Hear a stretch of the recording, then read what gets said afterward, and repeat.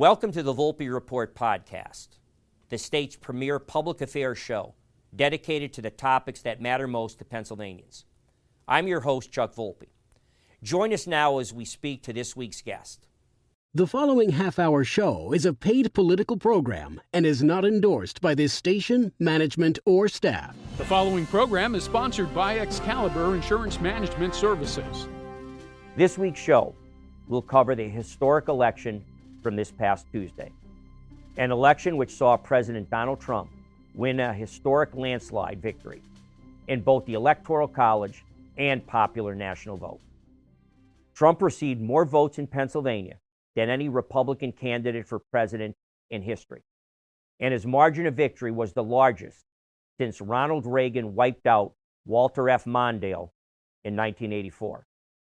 To discuss the result, we have two special guests: Senior Vice President of Mercury Strategies, Vince Galko, and four-term United States Congressman Dan Meuser, who, by the way, was just reelected with over 70% of the vote in his congressional district. We look forward to breaking down the result in the nation and Pennsylvania and what it means for the country moving forward.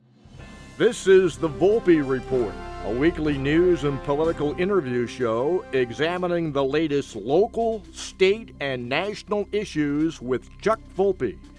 Insightful, informative, controversial, the area's premier political talk show, the Volpe Report. Welcome to the Volpe Report. As you heard in the open for this show, we're very pleased to have two special guests. A longtime Republican strategist, and you heard his credentials and resume, Vince Galko with Mercury Consulting. And to my right here, good friend, now four-time United States Congressman, R9, 9th Congressional District, Dan Meuser, who, by the way, I'll start with you, Dan, in this historic day for not only Pennsylvania, for the future of America. You won with 70% of the vote. Congratulations. Thanks. It really is a historic day, huh? I never thought November 6th would be here, and boy, oh boy, did we have a great night. Yeah.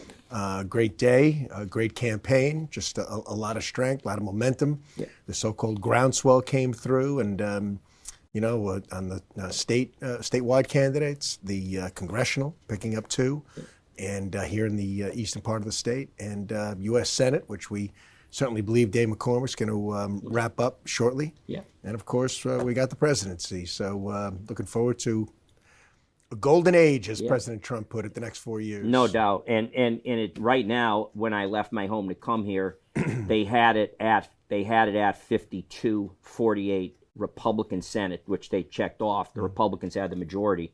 But that's without Dave McCormick, who the last time with only a 1 or 2% left to count, he has like a 56,000 vote lead. Yeah. So, and I'll turn to you, Vince. Let's start right in with Dave McCormick, beating a three-term, not just any three-term incumbent, but Robert P. Casey Jr. The Casey name has been on ballots since I was a little boy. Of course, his famous father, an Auditor General of Pennsylvania, multi-term. Then, of course, in 1986, became the governor of the Commonwealth of Pennsylvania. And, so then in his own right, Bob Jr., who is a friend of mine personally, we disagree on a lot of political issues, but then he goes on to become an Auditor General following in his father's footsteps, and then ultimately becomes a United States Senator and then gets reelected 2 more times. So he serves 18 years in the United States Senate. So that's like a tree falling, like with a thud, if in fact that is what happens. The projection is that Dave McCormick will be declared the winner. But your thoughts on that? Sure. I mean, Dave McCormick, tremendous candidate. A couple of reasons why I believe he won. Number one, he's just a great candidate. I think when people analyze campaigns all the time, they're like, well, it's timing and money and resources. It starts with a great candidate.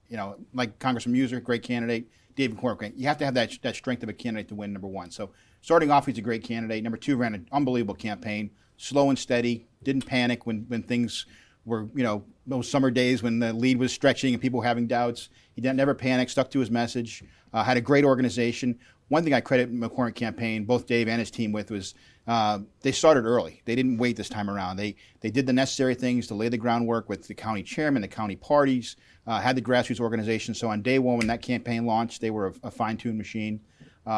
Also, I mean, you can't deny the fact that President Trump's showing certainly helped Dave and the entire ticket up and down. You know, the thing we have to take away from this election is that I think progressives and Democrats are going to say this is an outlier, it's a fluke. It is not. It was a mandate. You know, historic landslide. The latest projections are he's expected to win just about every state they haven't called, meaning President Trump, which means Michigan and Nevada and Arizona. And when you get all that up, he's going to be around, Congressman, he's going to be around 320 or so. You know, that's a 100-point electoral college victory. And he's up, what, 5+ million in the national vote, which is another decisive. When you add all that together, this is a pervasive landslide across every demographic. Yeah, absolutely. Yeah. You know, here in Pennsylvania, we hesitate to put it this way, but we largely did everything right. I mean, I said it a few months ago. I felt like we were a 12-cylinder car firing on all cylinders. I mean, our early vote was 500,000 votes better, ballots better than 2020. So we had a strong effort there. Our registration was off the charts prior to that. Our early vote turnout with mail-in ballots as well was was close to where the Democrats were. I mean, last time around they beat us by 1 million, and then throw in there the candidates, you know, from Dave, of course, to President Trump, to our statewides, you know, Stacey Garrity, Dave Sunday, Tim DeFore. Everybody was just rowing in the same direction. With some great congressional candidates as well. So we just had that groundswell. The Trump Force 47. I mean, we had thousands and thousands of phone calls being made and doors being knocked on by various groups, and then throw in there to protect the vote, right? All the poll workers. So, you know, if there's any thought that there's going to be any shenanigans, how do you possibly miscount and count ballots you shouldn't be counting when we have our own eyes in there, trained eyes? Right. So it was really a template, a model of how to be bulletproof. And it was just very, very hard to beat us. Right. Well, I had thought that to follow up on Dan's point, I had been telling people that were afraid. Oh, what if there's any shenanigans and all that kind of thing this time? And I said, you know, the thing about if there were shenanigans and there was cheating last time, and look, there's cheating in most elections. The only issue is how much does it become material and a factor. But I said, you know, that's like the old, let's say, the cheater at cards. Any cheat that's going to occur, if there is such a thing, is based on the element of surprise. Once you know a person is going to do it, you know, that old line about fool me once, shame on you, fool me twice, shame on me. I thought the Republicans, and I can tell you one instance that I was personally involved in yesterday, and to your point about how well organized the Republicans were, not only in getting out the early mail-in vote, which was huge, the organization to get out the vote, the ground game was huge.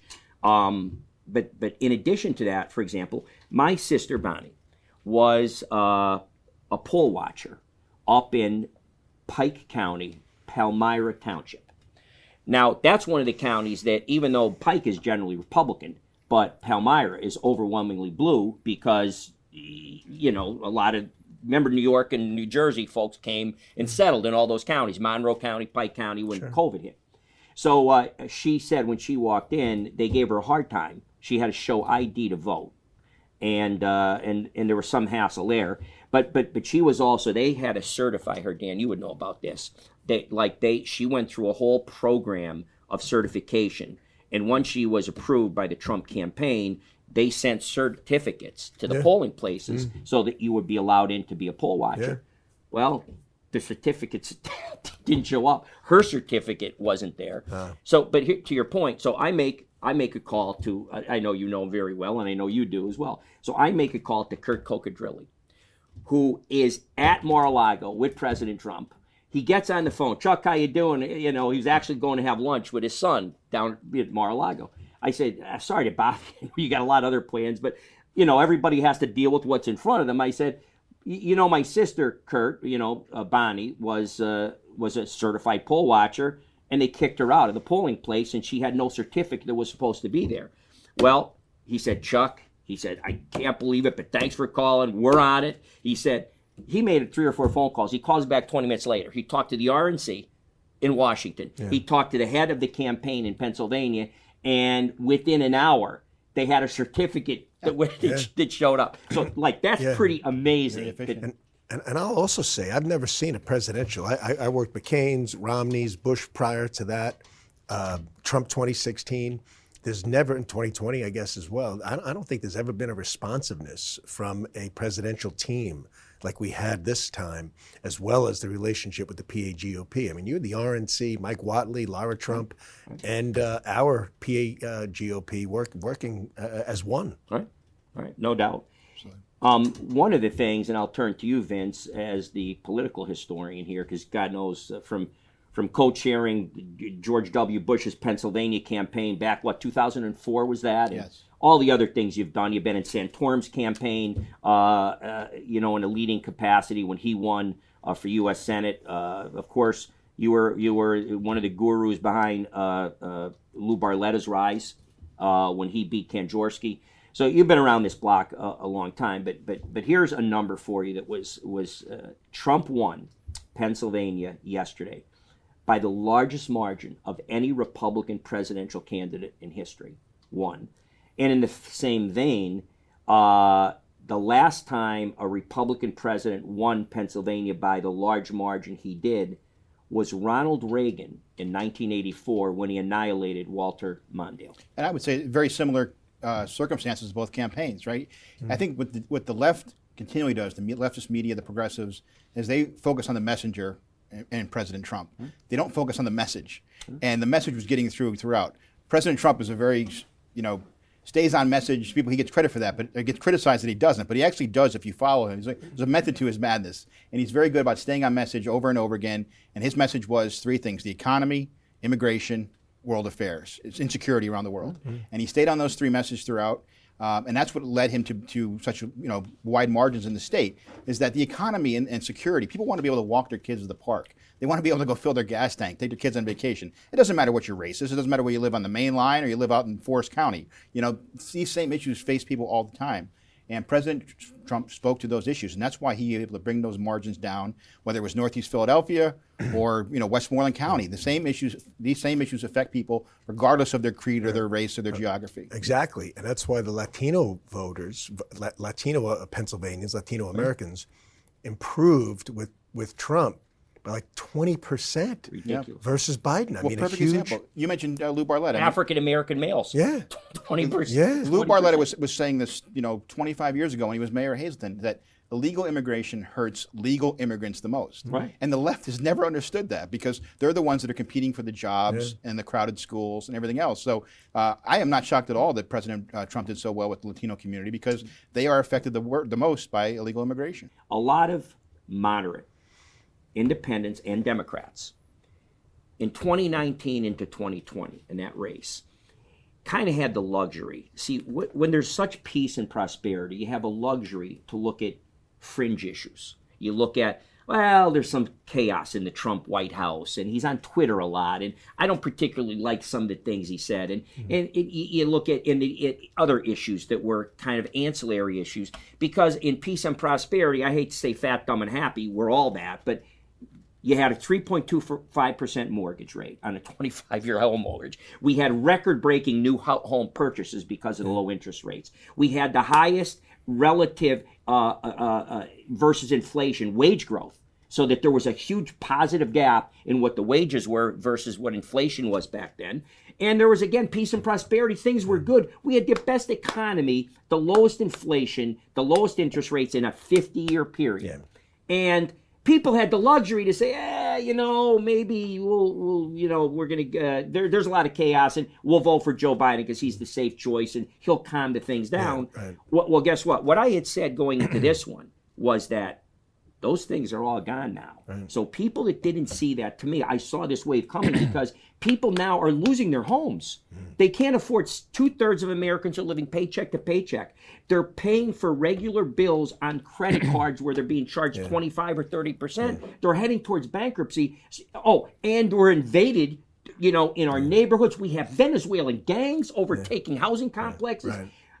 I mean, how could you be that tone deaf? Right, tone deaf is the right term. I mean, look at the rallies, right, and the message that we have at the rallies. Everything you're talking about. I mean, we had a woman there, Patty Moran, whose daughter tragically was murdered. I talked to her for 10, 15 minutes behind before the rally began, murdered. Right, she's up there giving this tearful plea for border security, and meanwhile they got Beyonce and Ricky Martin and George Oprah. Clooney and Oprah and Ray. Yeah. I mean, like, juxtapose that. I mean, that people don't care about that. They care about how much their grocery bill is. And don't forget other things. As we're on this subject, they had to worry about their grade school children being indoctrinated with discredited theories on critical race theory. They had to worry about bathroom security in grade school, that you would have boys in girls' bathrooms. Tampon Tim was the vice president. That guy was a gift that never stopped giving. Right? Like, they had to worry about daughters, had to worry about competing against males in sport. I mean, pick something. Throw in there Mark Cuban's, his comments on women. That we're weak, they're unintelligent. Yeah. I mean, seriously, we had more women at the last couple of rallies than we ever had before. That's right. He motivated them. I think that their definition of the middle class and what President Trump's definition of middle class are two different things. Middle class for President Trump and Republicans has always been the heart and soul of this country. People are struggling for the American dream. And more and more you get the impression that the left and Hollywood, the middle class is just the people that are there to do what we tell them to do and vote the way we tell them to vote. Yeah. That's exactly right. All along, my critique of any involvement they had is they are so insulated from what's really going on in America. Again, like, geez, know what you don't know. Shut up and live in your $50 million mansion and go act. That's what you do, act, and you're good at that. But quit telling people how to live their lives. Yeah. And that's part of what I thought the Democrats' ultimate failure was. It's this scolding type of mentality that we're going to determine what you can and can't do, as we see it. And the people said, no.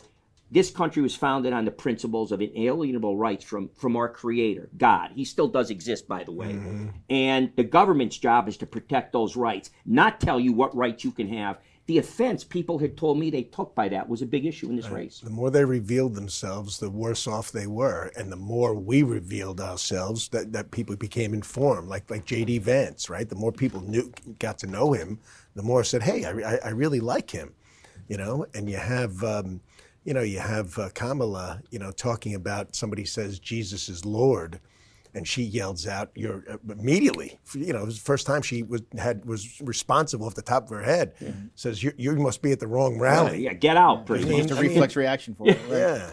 And then we got Elon Musk, and again they got Oprah, scolding people, saying he's trying to shame them into whatever it is that they are trying to do. So yeah, they were just misfiring. They were out of tune. Someday, when the history of this generation and this time is written, I think Elon Musk, I think before President Trump ends his term in office, he's going to drape that Medal of Freedom around Elon Musk's neck. And I want to specifically get your take on him. To me, he goes down in the book of all-time American heroes and patriots, because part of this victory was the result, because Democrats had such a complete lock on what news and information people got. Him spending $44 billion to buy Twitter and turn it into X became a forum for people, not disinformation, but to really tell people how evil and bad the progressive radicals were that had hijacked my old party. And when more and more people understood what those positions were, I think Elon Musk he gets a major assist in this.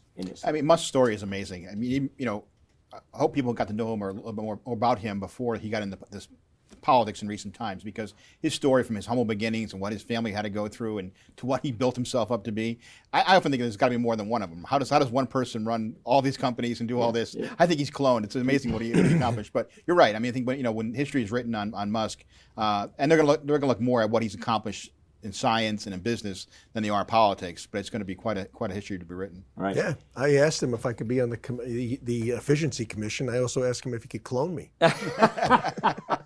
Well, now let's turn to really, we're talking about the supporting actors in this great drama, and you're one. What you did for him in Pennsylvania and around the country, as I've said in past shows, I know because of our friendship, the role you played, going to rallies, and the things you did to help. But in addition to that, let me now and get your comments on this. Let's go back to, if this story is like Hamlet, well, Donald J. Trump was Hamlet in Hamlet. He was the main actor, and First of all, he made history last night. Here's a fact for our audience, a free political historical fact. The only time a president, an incumbent president that lost the presidency and then managed to succeed himself was Grover Cleveland in 1892. The only time it's in the history of this country. So what he did last night was it's been 100 years since that happened, over 100 years. But at any rate, so there's that point. But what he endured, the onslaught, the ridicule, the calls of the January 6th, as you were called a seditionist, and everybody that supported him were called traitors. He endured all those slings and arrows, and nonetheless said, I'm going to run for re-election, which most people, including me, didn't think were possible back then. And then, okay, well, that wasn't enough to stop it. So then they hit him with every sort of lawfare. They tried to bankrupt his business with the most ridiculous civil case in the history of this country, Letitia James, the radical Democratic Attorney General of New York. Then they hit him with 38 or 40-some counts of criminal indictments on the most nonsensical thing. They were effectively a summary federal campaign finance issue. They turned in felonies, which will go down as one of the most catastrophes and it's a shame as a member of the legal profession and a lawyer. So, and they convict him on all those counts. And then we go further and then the fines, raiding his house. Right. Oh, and then blew off his ear. And, there were 3 roofs in all of Butler County, and our Secret Service happened to lead the one with a direct shot. Yeah. So those slanted roofs are trouble. Oh yeah, those OSHA standards. We can't have our SWAT guys up on those roofs. So to overcome all of that, he will go down, and rightly so, is one of the great presidents in really figures, transversing from the 20th century into the 21st century. The resilience. The only person I would say, honestly, is that had persistence. I used to have in my office, and they had a picture of Abraham Lincoln, and they talked about how he ran for this office and lost. Then he ran for that office and lost. Then he won one. Then he ran for this office and lost. And then he ran for that office. And finally worked his way all the way up to U.S. Senate against Douglas and lost. And then it ended with, and then became arguably the greatest president in the history of the United States. Incredible. And the point was persistence. Well, I think those same attributes, if you look at what he's been through, will someday be applied to Donald Trump. And I was at Butler both times, but on July 13th, and literally when he got hit, Dave McCormick and I were right next to each other. You had bullets over your head that day. Right over our heads. Dave missed being on stage by a fluke. Right. Trump called him up, and he says, wait a minute. Within a minute, the bullets were firing. And when we saw him get hit, Dave and I both saw him. He went down. He went down deliberately.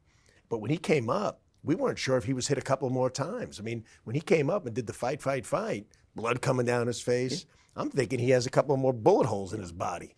Thinking those could be his last words. Right? And instead, it turns into this iconic scene of a man's fortitude and character, leadership. Yeah, I thought, honestly, that if you have to look at, there were a lot of events on why he won the election, but that may stand alone as the one. And one of the things that bothered me is and I like your take on Vince, talk about taking the truth and turning it into a complete lie. They had pitched, meaning the radical National Democrats, pitched this idea that Trump and the Republicans and the MAGA were a threat to democracy. Mm-hmm. The threat to democracy is them. They're the ones trying to censor people. They're the ones trying to order all these mandates, from masks to vaccines. They're the ones that are kicking Robert F. Kennedy Jr. off ballots. They're the ones using lawsuits and lawfare to get rid of like we're a banana republic. And then they sit there and say, he's a threat to democracy. Yeah, if you look at, they worried about President Trump's retributions. True. Well, I think President Trump's staff are the only ones that have been indicted and imprisoned over the course of the last 4 years. I don't think any of Biden or Harris's people were. So it's such a hypocrisy. But also, again, going back to what the congressman said, just the tone deafness of it. People were suffering in this country financially, security-wise, just not feeling good about themselves. And this is what they focused on every day. How do we talk about Trump more, negative. And I think the biggest thing was that, the progressives left in the media focus on, how are we going to divide today? Divide and conquer. That's their strategy. And it completely backfired on them this time around because people were looking for a unifying message. And, when it comes to polling, I always say that it's more important how people feel on a poll than what they're saying on the ballot. And consistently for the last 6 months, that right track, wrong track number was, 60, 65, 70%. And you cannot win an election with that. And Harris, she tried her best to turn the page, not be the incumbent. But how do you not be the incumbent when you're vice president for 3.5 years? Well, and it was very difficult to overcome that. Well, Vince, you can't do it by not answering a question when they ask you that question. I know you can't do it by, I grew up in a middle class with a white picket fence. How many times did we hear that? Look, Became a punchline to a joke. The first question in the first debate that she was in was, are Americans better off than they were 4 years ago? Well, I grew up in a middle-class neighborhood. I worked at McDonald's. Lie. What she didn't do. Like, you can't make it up. Back to you, Dan. Now, I'd like to, before, because we're winding down in time, and I'm going to make you part of this. You've become one of my most regular guests, beside one of my close friends. But beyond that, I'll take some credit for both of us in that you're going to be in you're going to be in the majority in the House, thank God, the Republicans are. But it's going to only be a couple votes, right? And we could probably look to this media market right here, 2 seats flipped, right? Yeah. Matt Cartwright and Susan Wild, Democrats, lost. Yep. And I said to take some credit. We have been hitting it pretty hard, the issues that were the Trump campaign, the Republicans' campaigns for 4 years, you and I, right? I mean, on this show, you had that wonderful line. You certainly have. You had that wonderful line, wake up and woke down, which I said should have been a bumper sticker. Yeah. So they say that, if you're doing your job in public broadcasting, it's to change hearts and minds and tell people the truth. I think that we played a role in this media market on what happened. No doubt. I agree. You articulate the truth. I mean, yet you give us the time too to explain, to go through, to dissect, and to show people why we're supporting a particular issue and what the results will be of that issue. And then we contrast it to the direction they're going, and we win on the policy discussion. So there's no doubt. Shows like this are really important. Well, thanks for making this show what it is, Vince. Great to be here. Pleasure. And Congressman, congratulations again. Thanks. And Godspeed in the work that lies ahead of you. Yep. You guys have a hell of a reclamation project ahead of you for America. We do. And no one I trust will get to it more than you guys. There's going to be a sense of urgency. There's going to be leadership. Trump and Johnson have a good relationship, and so maybe that will strengthen Johnson a little bit more. I mean, he called him out on stage last night in his victory speech. He made sure he acknowledged the speaker, which is, to me, his endorsement, because we all know his endorsement dictates the leadership, and it will. It should. It should. Absolutely. Well, at any rate, thank you for joining in today. We'll pick up next week with a new guest, and now our attention is going to turn to the future of Pennsylvania as a result of this election and this country and the transition that will occur in Washington. I hope you'll join us. Thank you.